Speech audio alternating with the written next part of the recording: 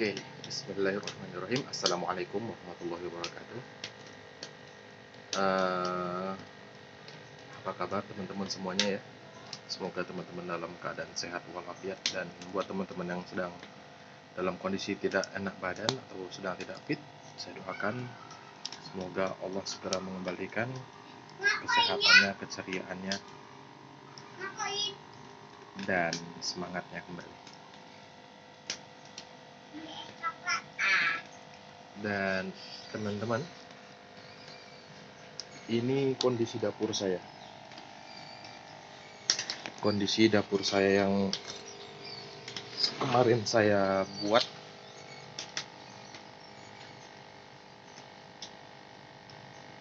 Begini kondisinya teman-teman.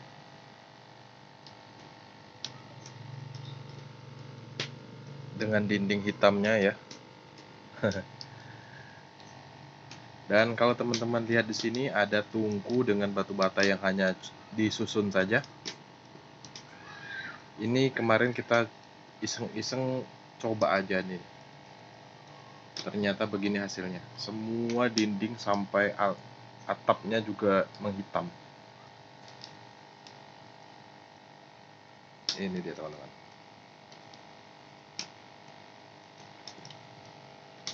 Dan yang di sebelah sini saya baru pakai lagi kompor dengan blowernya.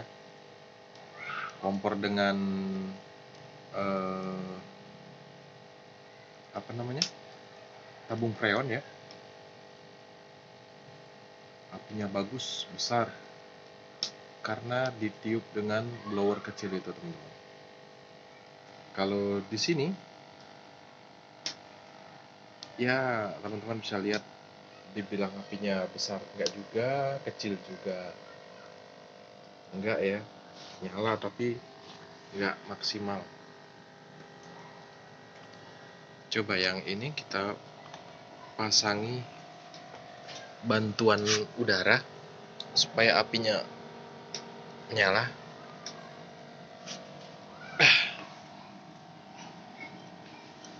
Kelihatan apinya mulai terdorong dengan angin.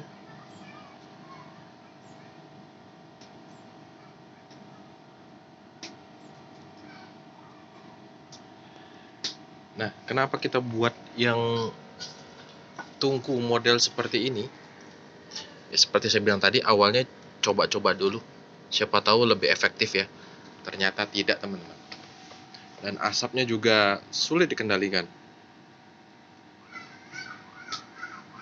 Kita nyoba dengan tungku yang di batu bata susun ini. Ada beberapa faktor yang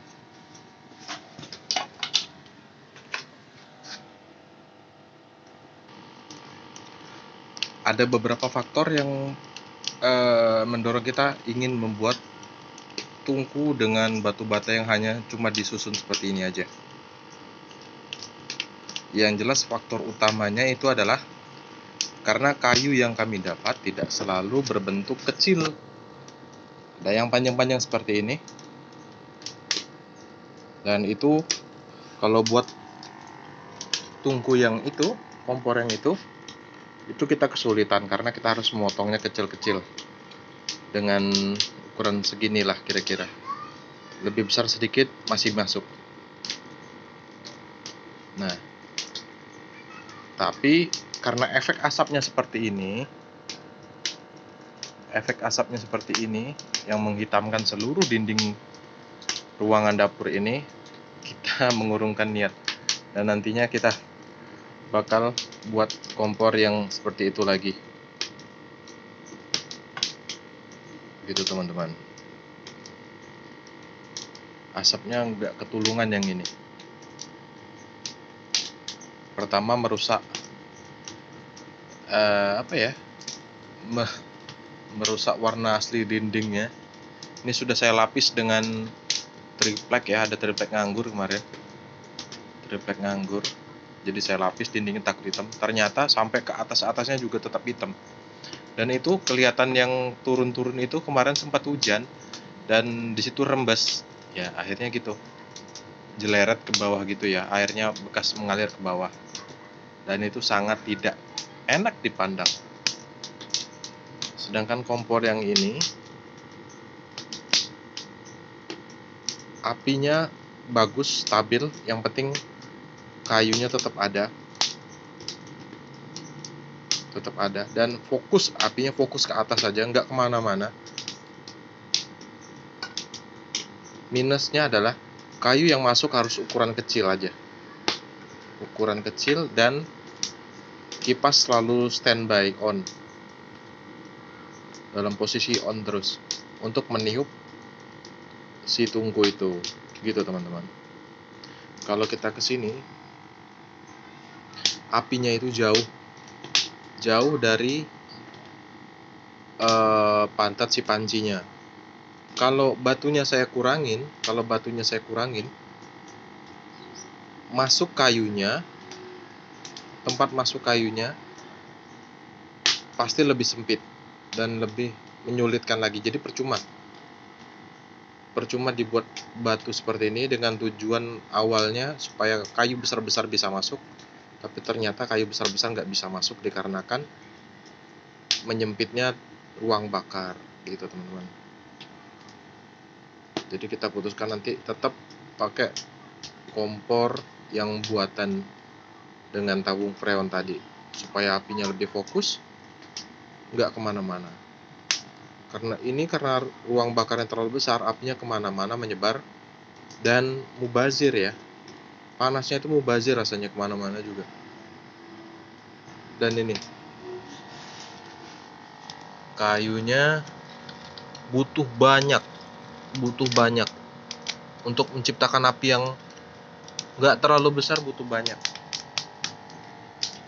Sedangkan yang ini nggak perlu banyak-banyak karena ruang bakarnya itu sempit ya, kecil. Jadi nggak perlu banyak-banyak, yang penting ada aja, apinya lumayan besar. Tuh.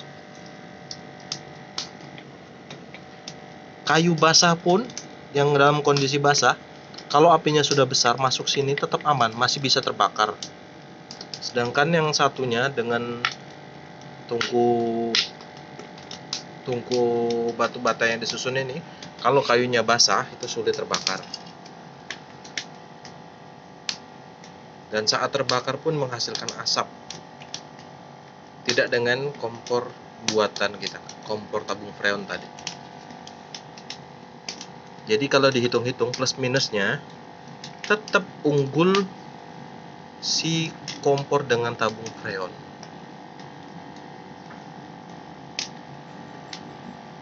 Gitu teman-teman. Nah ini juga nih, kalaupun ini ditiup dengan kipas angin kecil ini, apinya itu nyebarnya kemana-mana, nggak fokus ke pantat si pancinya. Jadi mubazir ya, panasnya itu kemana-mana.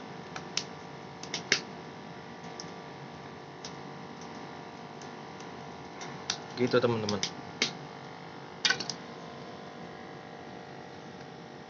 Jadi lebih baik sedikit ngeluarin tenaga buat nyincang kayunya, buat motong-motongin kayunya jadi ukuran kecil-kecil, daripada gini, kayu banyak habis, air juga lambat matangnya, jadi ya buang-buang waktu, buang-buang kayu bakar, nggak efisien. Dan ini bisa dilihat teman-teman, lihat arang sisanya banyak, itu tandanya kayunya nggak terbakar sampai habis. Tuh ya teman-teman ya. Jadi jauh lebih enak menurut saya pakai itu, yang ini. Apinya besar, terkontrol, dan ya banyak plusnya lah dibanding dengan tungku dengan batu bata ini teman-teman. Oke teman-teman, segini dulu videonya. Semoga sedikit memberi pencerahan ya.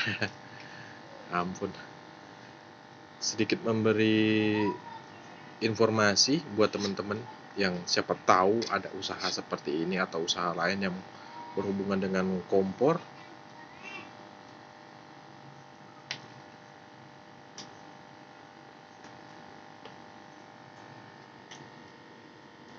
Oke teman-teman, sampai sini dulu videonya.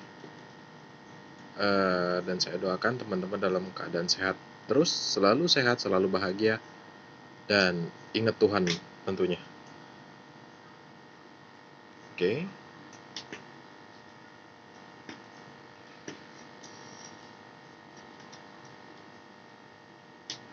Sampai di sini. Subhanakallah wa bihamdika, asyhadu alla ilaha illa anta, astaghfiruka wa atubu ilaik. Wassalamualaikum warahmatullahi wabarakatuh.